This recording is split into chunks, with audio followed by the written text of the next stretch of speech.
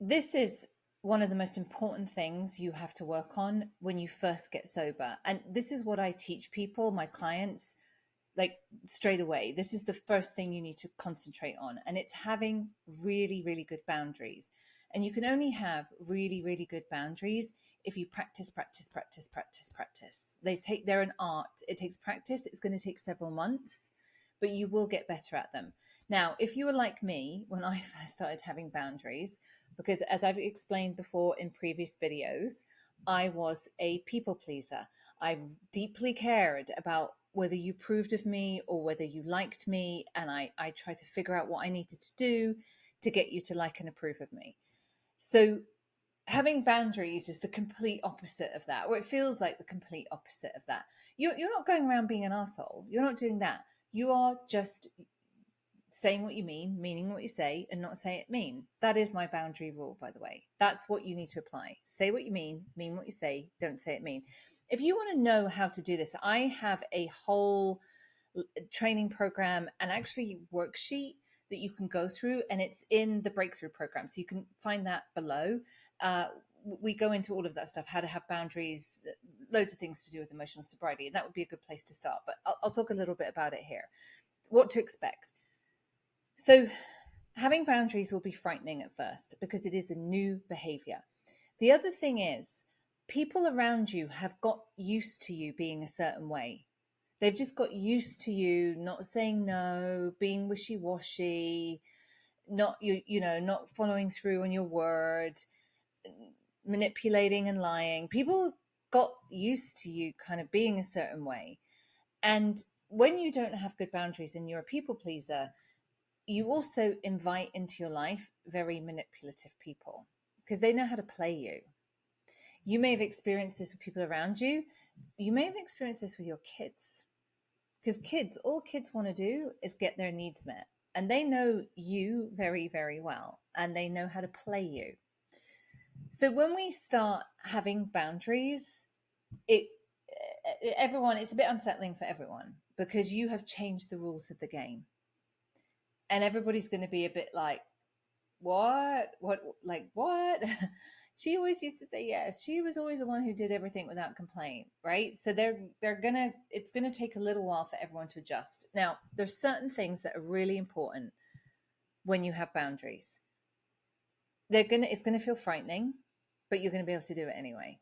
It is gonna feel frightening because it's so new. You are going to have to repeat your boundary multiple times. I see this a lot where people say, well, I said I couldn't do it, but then they kept asking and then I gave in. That's because all anyone is trying to do is get their needs met, right? And we teach other people how to treat us. You'll know this if you have kids, right? If you go, no, you can't have candy, and your kids go on and on and on and wear you down, you go, oh, right, then you can have the candy, right? What you've taught them is if they keep going, they'll get what they want.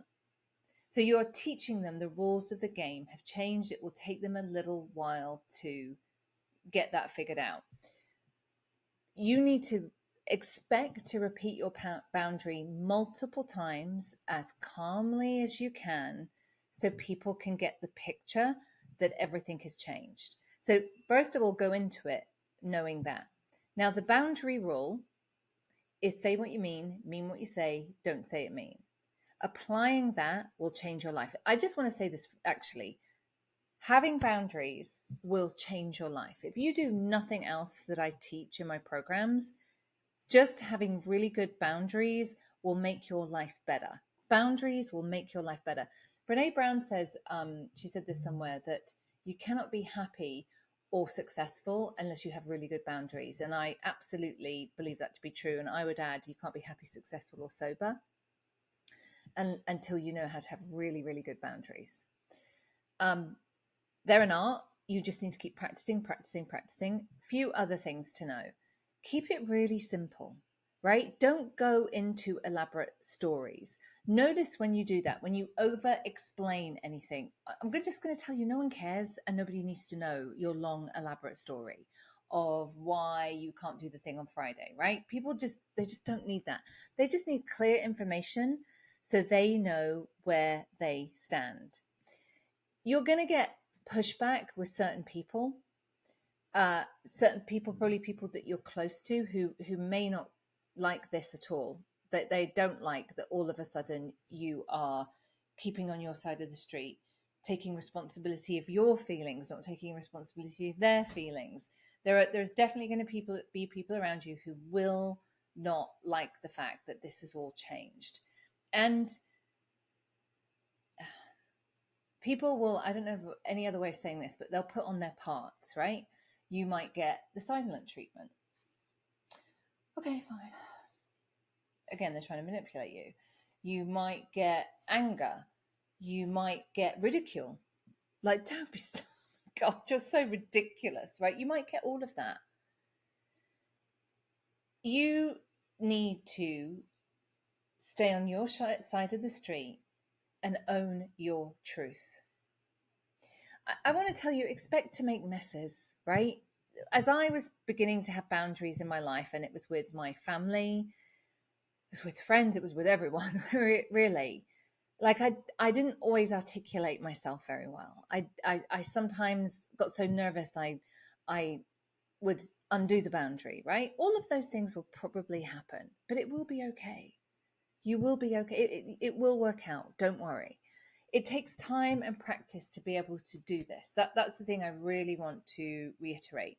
Now, sobriety is not some sobriety is not that some people get it and some people don't get it. It's that some people do it and some people don't do it. And this is the doing. This is the doing. Doing the boundaries, practicing the boundaries, even though it's scary, and keep doing it. Keep saying your boundary, even though somebody has made it very clear that they're displeased with you. You just keep doing it anyway, because it all comes back to this. You sleep in your head at night. You're the one who's got to sleep in your head at night, and you have to show up in the world in a way that means that you can sleep in your head at night. Otherwise, you're going to look for an anesthetic. You're going to look for alcohol. So if you want to get started on the boundaries, please check out the program below, because it will talk you through in much finer detail. But it starts with the rule. Write this down. Say what you mean what you say, don't say it mean. That golden rule, and I think that comes from Al-Anon, actually. It's one of those things that's been around forever and nobody knows who invented it, but I didn't. It's such a golden rule that when you practice it, it keeps you safe and it keeps everybody else safe. And it means that the boundary happens. Now, expect to repeat, but also expect the afterburn. Afterburn is that you've said no, or you've kept to your side of the street, or you've said no thanks, or whatever, and then you walk away and you just have that unbearable feeling, and probably thoughts that are something like this: am I a terrible person? Does everybody hate me? Because the person is disappointed or upset or whatever, because you had a boundary. That afterburn will go. That's a short-term thing, but again, because it's such a new behavior change for you. So just be aware and support yourself through this. Just know, I find knowing up ahead what's going to happen helps me a lot in preparing for it. So just know that that's going to happen, but it will go. It will go over time. Now, the more you practice not giving long-winded explanations, giving just little, the information that people need, the more you practice the rules, say what you mean what you say, don't say it mean, the better at it you'll get. You'll just get better and better and better and better and better at it. And this is a foundation stone of sobriety, because it stops the people pleasing. If you're a people pleaser, that feels very uncomfortable. It will get you drunk. It manages your time and energy better, so you have the resources to balance your needs, the exercise, work, sobriety, all of those different things, right? Boundaries and balance are two things that go hand in hand. Balancing your needs according to your circumstances, but to do that, you have to have boundaries. This is the behavior change that needs to happen for your sobriety to be sustainable.